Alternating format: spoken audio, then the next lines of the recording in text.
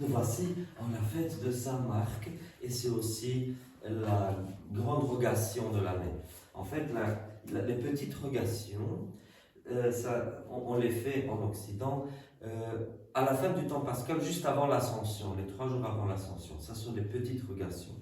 Mais il y a aussi ce qu'on appelle la grande rogation. Et comme je vous ai dit ça avant-hier, on la célèbre soit le 23 avril, parce que c'est la fête de Saint-Georges, soit le 25 avril aujourd'hui. Pourquoi? Parce qu'anciennement à Rome, du temps du paganisme, le 25 avril à Rome, il y avait une fête païenne qui s'appelait, si je me rappelle bien, Rubicalia. Et c'est une fête pour invoquer les divinités pour les cultures. Et donc les chrétiens ont christianisé cela pour faire la grande rogation le 25 avril. Mais cela n'a aucun rapport avec la fête de Saint Marc, dont l'origine est sans doute indépendante. Et la fête de Saint Marc, le 25 avril, doit être quelque chose de non seulement occidental, puisque dans le rite byzantin, c'est la même date. Donc ça doit remonter sans doute soit à une invention des reliques, soit à une église qui lui est dédiée. Mais ça tombe très bien parce que ça tombe pendant le temps pascal.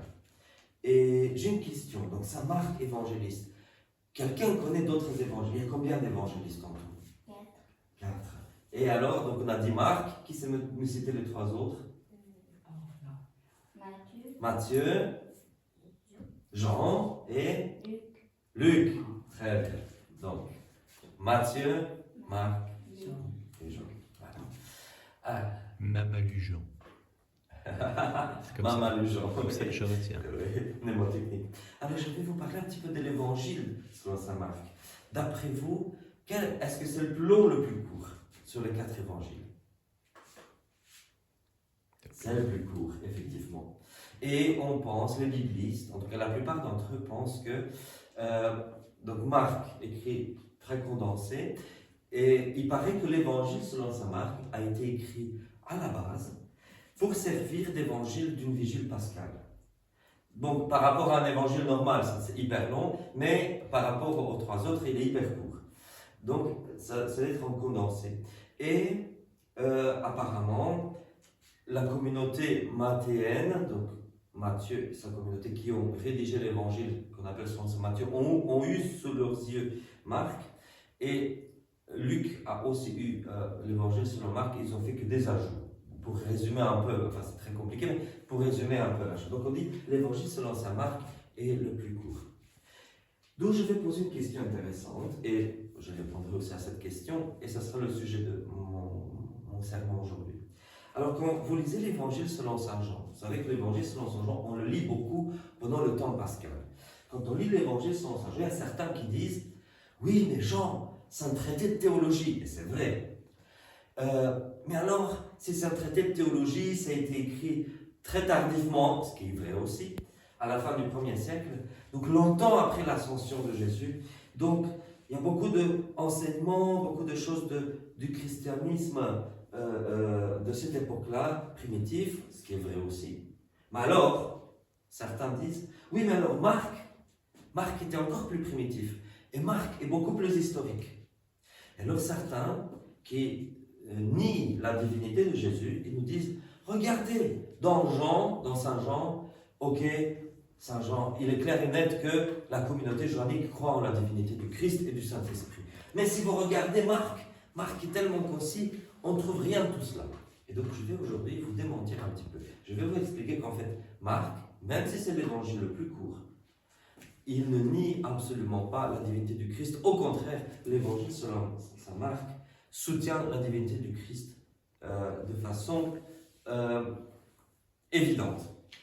Et je vais passer directement au passage où Jésus est capturé et il est jugé par le Sanhédrin.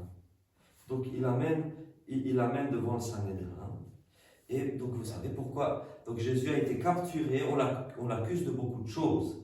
Et les souverains sacrificateurs des Juifs de cette époque-là veulent le charger de blasphème. Et c'est pour ça qu'il va être crucifié pour finir.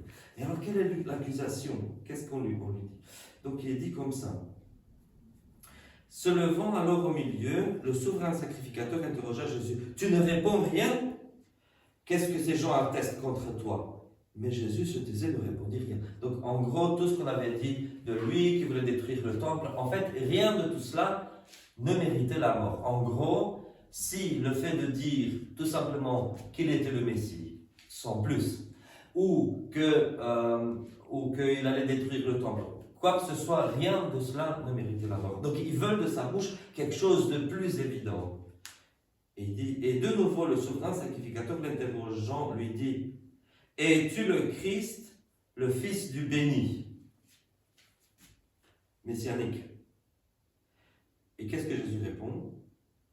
Je suis. Il aurait pu dire juste, tu as raison, c'est toi qui le dis. Il dit je suis, donc qui est l'affirmation de Yahvé, le titre divin. Et vous verrez le Fils de l'humain siégeant à la droite de la puissance et venant avec les nuées du ciel. Il aurait pu se taire de dire, oui, es-tu le Messie? Ouais. Mais non, il va beaucoup plus loin que ça. Il dit, je suis, donc Yahvé, et vous verrez, il ajoute ça, c'est gratuitement, c'est gratuit ce qu'il dit. Et vous verrez le Fils de l'humain siégeant à la droite de la puissance et venant avec les nuées du ciel. Alors à quoi est-ce qu'il fait référence, ce Fils de l'humain? On a dans notre Bible, on a une seule référence dans Daniel chapitre 7. C'est un personnage, le Fils de l'humain. Ça ne veut pas dire un humain. Ça veut dire le Fils de l'humain en tant que tel, c'est une expression biblique. On la trouve dans Daniel chapitre 7 de l'Ancien Testament. Et on voit Dieu le Père, donc en extase, Daniel voit Dieu le Père et il voit ce personnage appelé le Fils de l'humain, qui est en fait quelqu'un qui siège sur le trône avec Dieu le Père. Mais ça va plus loin, parce qu'en fait, ce verset de Daniel 7 n'est qu'un verset isolé, mais qui fait partie de toute une littérature autour du Fils de l'humain, qu'on trouve notamment, mais pas seulement, mais notamment dans le livre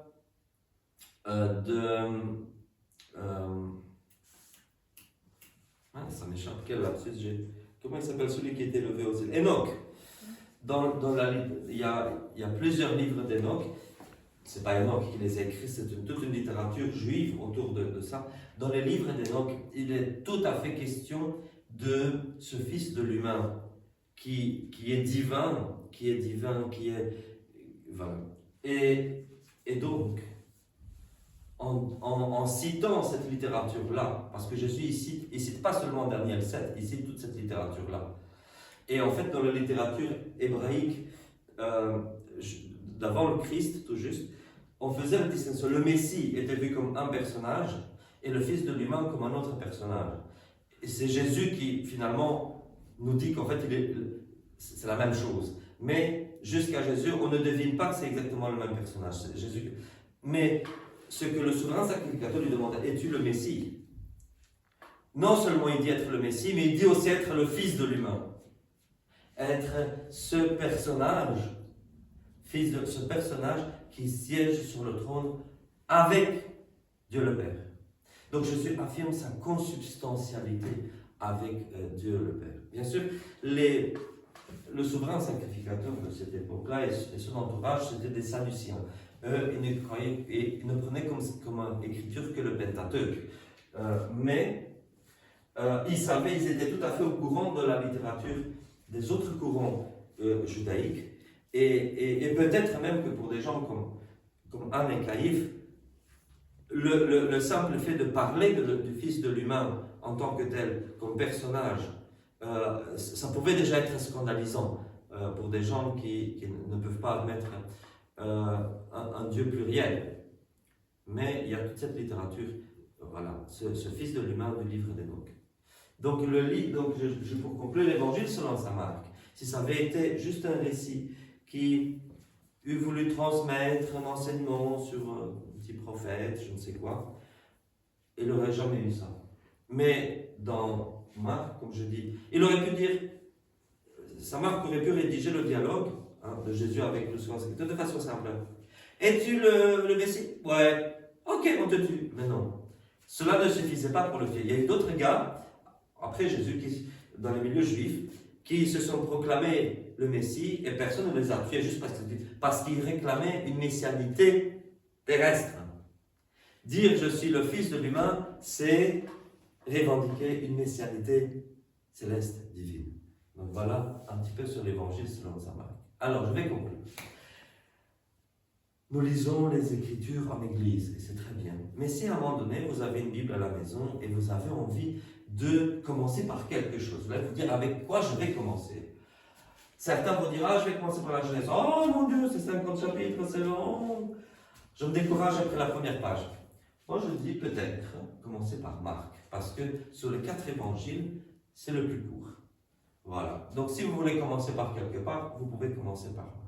Maintenant, mon conseil très profond, c'est de commencer par Jean, qui est plus long, qui est beaucoup plus long, mais est beaucoup plus profond. Et en fait, Jean, la communauté joannique a aussi Marc sous ses yeux, et les synoptiques. Et la communauté joannique se dit, il y a quelques petits détails historiques qui ne sont pas tout à fait justes dans les synoptiques. Et non seulement on va vous donner un enseignement complètement théologique, mais en plus de ça, on va vous corriger les petites erreurs. Et donc en fait, Jean, c'est l'évangile le plus riche, le plus joli, le plus théologique, et aussi historiquement le plus précis, parce qu'on a corrigé ces petites erreurs des synoptiques. N'empêche que quand nous disons que c'est la parole de Dieu, ça ne veut pas dire que chaque mot de Dieu, nous n'idolâtrons pas la Bible. Nous prenons au sérieux la Bible, nous disons que c'est la parole de Dieu, mais dans son ensemble. Dans son ensemble. Et la Bible, c'est le livre que l'Église a écrit pour l'Église. C'est comme un chemin de fer, j'aime donner ça comme exemple. Il y a des manuels du roulement des trains, mais le manuel du roulement des trains ne crée pas le chemin de fer. C'est le chemin de fer qui a créé le manuel, et le manuel nous aide à contenir le chemin de fer comme il faut. De la même façon, c'est l'Église qui a l'Esprit Saint, bien sûr. L'Esprit Saint, à travers l'Église, a créé les Écritures. Les Écritures n'ont pas créé l'Église. Les Écritures maintiennent l'Église.